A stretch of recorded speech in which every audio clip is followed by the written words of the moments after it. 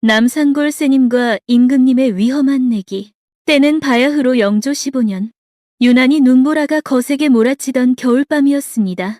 궁궐의 답답함을 이기지 못한 영조 임금은 그날도 허름한 선비복장으로 갈아입고 호위무사 한 명만을 대동한 채 몰래 궐 밖으로 나섰습니다. 눈이 어찌나 많이 오는지 발목까지 푹푹 빠지는 골목길을 걷다 보니 어느새 남산골 깊숙한 곳 다 쓰러져가는 초가집 앞에 다다르게 되었습니다. 그런데 그 집 안에서 기이한 소리가 들려왔습니다. 호호! 이놈의 팔자. 얼어 죽거나 굶어 죽거나 둘 중 하나로구나. 하지만 죽기 전에 글 한 자라도 더 읽으면 그만이 아니겠는가? 담장 너머로 들리는 목소리는 처량하기 그지없었으나 묘하게 힘이 있었습니다. 호기심이 동한 영조는 헛기침을 하며 주인을 불렀습니다. 이리 오너라. 지나가던 과객인데 눈보라가 너무 거세요. 잠시 쉬어갈 수 있겠소? 방문이 삐거덕 열리더니 깡마른 몰골의 한 선비가 고개를 내밀었습니다. 방 안을 들여다보니 냉골 바닥에는 멍석 하나가 깔려있고 윗목에는 덮을 이불조차 없어 헌옷까지 몇 개가 뒹굴고 있었습니다. 하지만 선비의 눈빛만은 형형하게 살아있었지요. 영조는 방 안으로 들어서며 짐짓 모르는 척 물었습니다. 보아하니 형편이 넉넉지 않은 듯한데 이 추운 겨울을 어찌 나고 계시오? 선비는 쓴 웃음을 지으며 대답했습니다. 가난은 선비의 벗이라 하지 않았습니까? 다만 오늘 밤은 쌀독마저 비어 끼니를 걸은 지 사흘째라. 글 읽는 소리보다 뱃속 꼬르륵 소리가 더 클까 부끄럽습니다. 영조는 속으로 이런 인재가 굶고 있다니 하며 안타까워하다가 문득 장난기가 발동했습니다.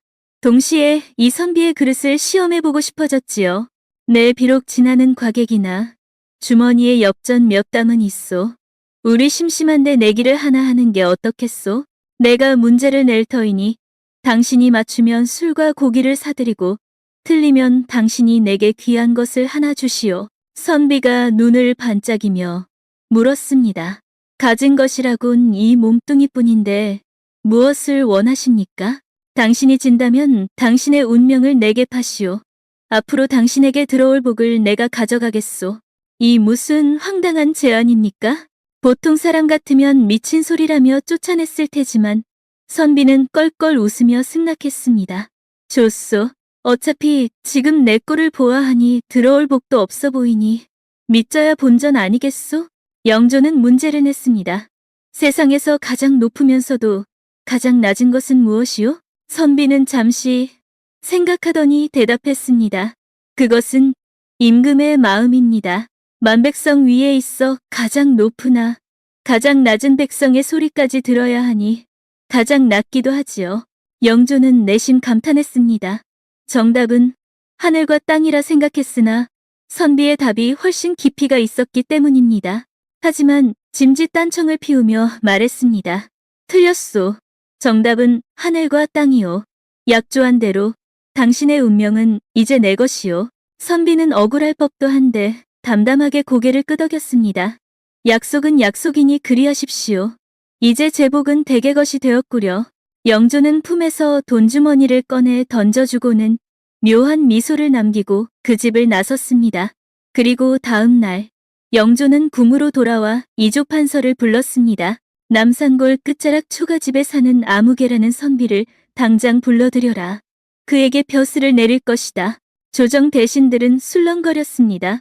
과거도 보지 않은 무명 선비를 등용한다니요. 하지만 영조의 뜻은 확고했습니다. 그런데 여기서부터 정말 기묘한 일이 벌어집니다. 어명을 받은 관군들이 선비의 집을 찾아갔을 때 선비는 방바닥에 쓰러져 싸늘한 주검이 되어 있었습니다. 어젯밤까지만 해도 멀쩡히 대화를 나누었던 그가 임금이 떠나고 불과 몇 시간 뒤에 심장마비로 급사한 것입니다. 영조는 이 소식을 듣고 큰 충격에 빠졌습니다. 그리고 무릎을 탁 쳤습니다. 아뿔싸, 내가 어젯밤 그의 운명을 샀기 때문이구나. 임금은 제왕 뒤입니다. 제왕의 기운은 너무나 강해서 감히 범인이 그 운명을 받아들일 수 없는데 선비가 자신의 복과 운명을 임금에게 팔아버렸으니 그 대가로 받을 벼슬이라는 큰 복을 감당할 그릇이 사라져버린 것입니다. 즉, 복이 들어오려는데 운명의 주인이 바뀌어버려 목숨이 끊어진 꼴이 된 것이지요. 영조는 탄식하며 말했습니다. 내가 장난으로 던진 말 한마디가 한 사람의 목숨을 앗아가고 말았구나. 말에는 힘이 있고 운명에는 주인이 있는 법인데.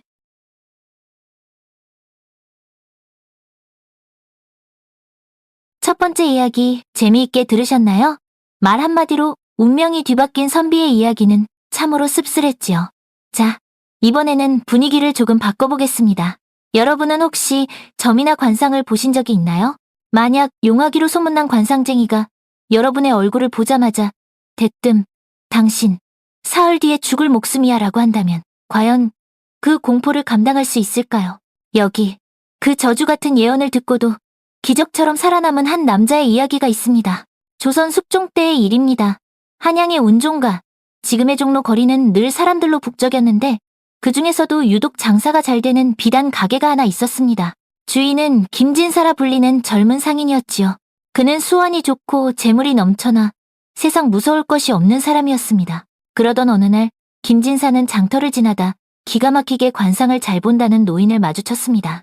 호기심이 생긴 김진사는 거만하게 부채를 펼치며 물었습니다. 여보시오, 내 얼굴을 좀 보시오. 앞으로 내 재물이 얼마나 더 불어날 것 같소? 그런데 노인의 반응이 이상했습니다. 김진사의 얼굴을 빤히 쳐다보던 노인의 미간이 찌푸러지더니 이내 혀를 차며 고개를 돌리는 것이 아닙니까? 씨씨, 재물이 문제가 아니오. 당장 집에 가서 수의 장례혼나 장만하시오. 김진사는 화가 머리끝까지 나서 소리쳤습니다. 아니, 이 늙은이가 재수없게 무슨 소리여? 노인은 싸늘한 목소리로 답했습니다. 당신의 인중에는 이미 죽음의 그림자가 짙게 깔렸소. 콧잔등의 기운이 끊어졌으니 아무리 용을 써도 사흘을 넘기기 힘들 것이오. 사흘 뒤 밤, 당신은 객사할 운명이오. 김진사는 노인에게 욕을 퍼붓고 돌아왔지만 그날 밤부터 잠이 오지 않았습니다. 혹시나 하는 불안감이 엄습했기 때문입니다. 그런데 기가 막히게도 다음 날부터 몸이 으슬으슬 춥더니 정말로 시름시름 앓기 시작한 것입니다. 용한 의원을 불러도 병명을 알 수 없었습니다. 아, 그 노인의 말이 맞구나. 나는 이제 죽는구나. 죽음이 코앞에 닥치자 재물도 명예도 다 부질없게 느껴졌습니다. 드디어 운명의 사흘째 되는 날 밤이었습니다. 김진사는 방 안에 홀로 앉아 죽음을 기다리고 있었습니다. 밖에는 추적추적 비가 내리고 있었지요. 그런데 그때 대문 밖에서 희미하게 여인의 울음소리가 들려왔습니다. 평소 같으면 하인을 시켜 쫓아냈을 테지만 죽음을 앞둔 김진사는 묘한 연민을 느꼈습니다. 그는 아픈 몸을 이끌고 대문 밖을 내다보았습니다. 한 젊은 안악이 갓난아기를 업은 채 처마 밑에서 비를 피하며 서럽게 울고 있었습니다. 무슨 사연이 있기에 이리 슬피 우는가? 안악은 깜짝 놀라며 사정을 털어놓았습니다. 남편이 빚을 남기고 급사하여 빚쟁이들에게 시달리다 못해 도망쳐 나왔습니다. 저 혼자라면 죽어버리면 그만이지만 젖 먹는 아이가 불쌍하여 이러지도 저러지도 못하고 있습니다. 김진사는 그 모습을 보며 자신의 처지를 생각했습니다. 어차피 나는 오늘 밤 죽을 목숨. 저승 갈 때 돈을 짊어지고 갈 것도 아닌데 좋은 일이나 한번 하고 가자. 그는 방으로 들어가 금고를 열었습니다. 평생을 악착같이 모은 전 재산 중 절반을 털어 엽전 꾸러미를 만들었습니다. 그리고 안악에게 건네주었습니다. 이 돈이면 빚도 갚고 아이와 함께 먹고 살 수 있을 것이네. 어서 가서 사시오. 나는 이제 필요 없는 물건이라네. 안악은 믿기지 않는 듯 바닥에 엎드려 수십 번 절을 하고 사라졌습니다. 김진사는 텅 빈 금고를 보며 묘하게 홀가분한 마음으로 자리에 누웠습니다. 그리고 눈을 감았습니다. 이제 저승사자가 나를 데리러 오겠구나. 시간이 얼마나 흘렀을까요? 다구는 소리에 김진사는 번쩍 눈을 떴습니다. 몸을 일으켜보니 아침 햇살이 창호지 문을 뚫고 들어오고 있었습니다. 팔다리를 움직여보니 거짓말처럼 몸이 가벼웠습니다. 살아난 것입니다. 김진사는 옷을 챙겨 입고 그 길로 관상쟁이 노인을 찾아가 따졌습니다. 이 돌팔이 영감, 내가 사흘 뒤에 죽는다더니 이렇게 멀쩡히 살아서 왔소. 노인은 김진사를 보자마자 깜짝 놀라 뒷걸음질 쳤습니다. 이럴 수가. 분명 죽을 상이었는데, 아니, 그새 얼굴에 못 보던 선이 생겼구려. 노인은 김진사의 눈 밑을 가리키며 떨리는 목소리로 말했습니다. 당신의 눈 밑에 음덕의 주름이 깊게 패였소. 이것은 사람의 목숨을 구했을 때만 나타나는 선이요. 죽을 운명을 타고났으나 하늘이 감동할 선행을 베풀어 수명이 늘어난 것이니 당신이 관상을 이겼소. 김진사는 그제야 무릎을 쳤습니다. 어젯밤 죽기 전 적선했던 그 마음이 자신을 살린 것입니다. 그 후 김진사는 덤으로 얻은 삶이라 생각하고 평생 어려운 이들을 도우며 장수했다고 전해집니다.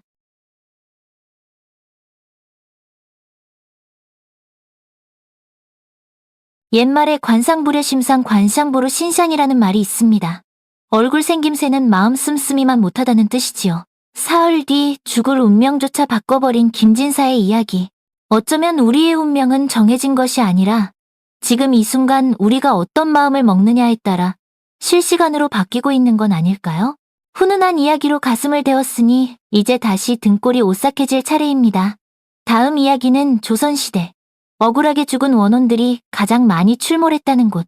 한양의 미스터리 수사반. 포도청의 비밀 기록을 꺼내보겠습니다. 어사 박문수와 문경세제의 머리 없는 시체. 어사 박문수가 허름한 차림으로 문경세제를 넘을 때였습니다.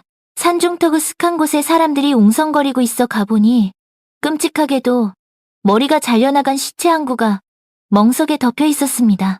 옷차림을 보아하니 꽤 사는 양반인 듯한데 신원을 알 수 있는 폐물이나 머리가 없으니 누군지 알 길이 없었지요. 관아의 사또조차 범인을 잡지 못해 쩔쩔매고 있을 때 박문수가 나섰습니다. 시신의 손을 보아하니 굳은 살 하나 없이 희고 고운 것이 필식을 읽는 선비요. 이 근방 심리안에서 며칠째 귀가하지 않은 선비가 있는지 찾으시오. 조사 결과 산 아래 마을의 이생원이라는 자가 사흘 전 과거를 보러 간다며 나갔다가 소식이 끊겼다는 사실이 밝혀졌습니다. 박문수는 즉시 이생원의 집을 찾아갔습니다. 집에는 젊고 아름다운 부인이 홀로 있었는데 남편의 시신머리 없는 시체를 확인하고는 기절할 듯 오열했습니다. 아이고 서방님, 과거 급제하여 금이 환영하겠다더니 이게 무슨 날벼락입니까?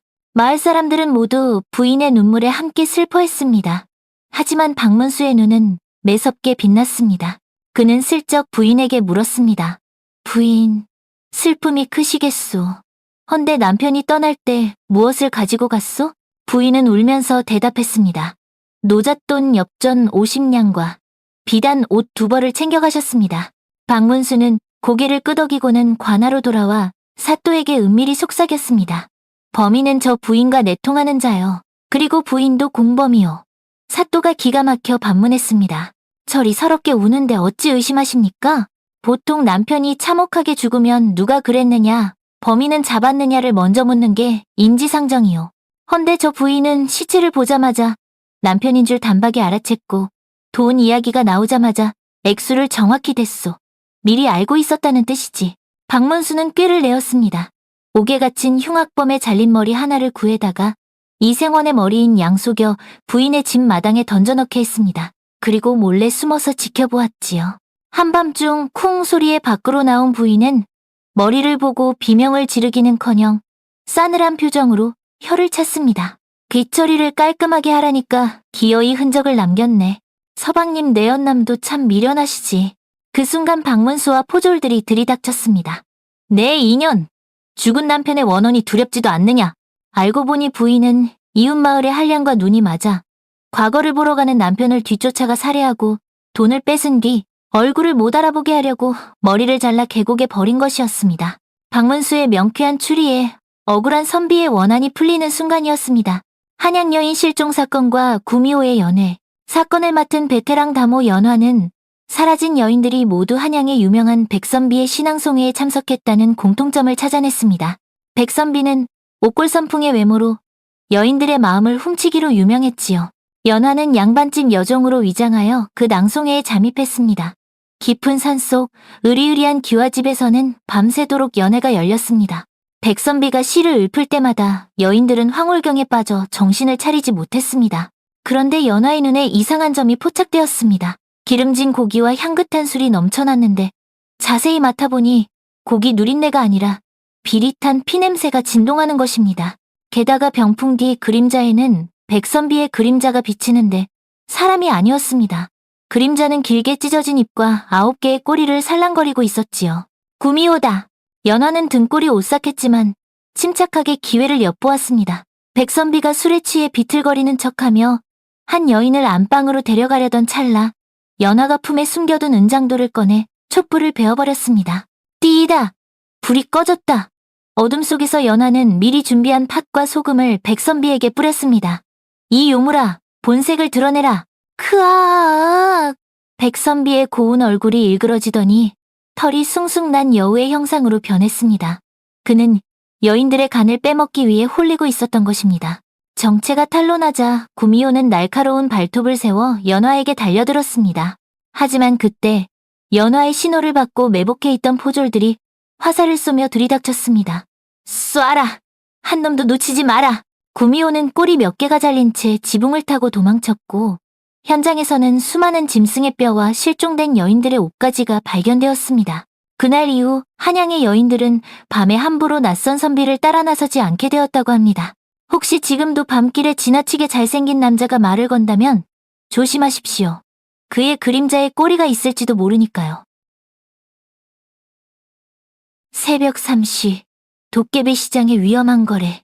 가난한 지게꾼 돌석은 병든 노모를 모시고 살고 있었습니다. 약값이 없어 발을 동동 구르던 어느 날 새벽, 짙은 안개 속에서 희미한 불빛이 번쩍이는 것을 보았습니다. 홀린 듯 따라가 보니 평소에는 없던 장터가 숲속에 열려 있었습니다. 장사치들은 하나같이 기괴한 가면을 쓰고 있었고 파는 물건들도 이상했습니다. 말하는 빗자루, 스스로 밥을 짓는 솥, 그리고 행운을 부르는 부적. 돌석은 가면 쓴 주인에게 물었습니다. 이 부적 정말 행운을 가져다 줍니까? 가진 돈이 엽전 3깸뿐인데 주인은 낄낄거리며 웃었습니다. 돈은 필요 없다. 대신 네가 가진 가장 무거운 것을 다오. 돌석은 지게를 가리키며 말했습니다. 이 지게 말이요? 이게 제 짐의 전부입니다. 좋다, 거래 성립. 돌석은 부적을 받아들고 집으로 왔습니다. 그런데 놀랍게도 다음 날부터 기적 같은 일이 벌어졌습니다. 산에서 산삼을 캐고 길가다 금덩이를 줍고 노모의 병이 씻은 듯 나았습니다. 돌석은 부자가 되어 떵떵거리고 살게 되었지요. 하지만 행복은 오래가지 않았습니다. 어느 날 아침, 돌석이 잠에서 깨어나니 다리가 움직이지 않았습니다. 다리뿐만이 아니었습니다. 혀가 굳어 말도 나오지 않았고 손가락 하나 까딱할 수 없었습니다. 그는 살아있으나 움직일 수 없는 마치 돌덩이나 지게 같은 존재가 되어버린 것입니다. 그때 허공에서 도깨비의 웃음소리가 들렸습니다. 내가 달라고 한 가장 무거운 것은 지게가 아니었다. 네 어깨에 짊어진 삶의 무게였지. 이제 너는 아무 고통도 무게도 느끼지 못할 것이다. 영원히. 돌석은 그제야 깨달았습니다. 삶의 무게란 곧 살아있음의 증거라는 것을요. 그는 부유한 집 안방에 누워 평생 천장만 바라보며 후회 속에 살아야 했습니다. 안개 낀 새벽, 낯선 시장이 보인다면 절대 들어가지 마십시오. 공짜 행운 뒤에는 반드시 무서운 청구서가 따르는 법입니다. 늘상 함께 해주셔서 감사합니다. 구독은 사랑입니다. 건강하세요.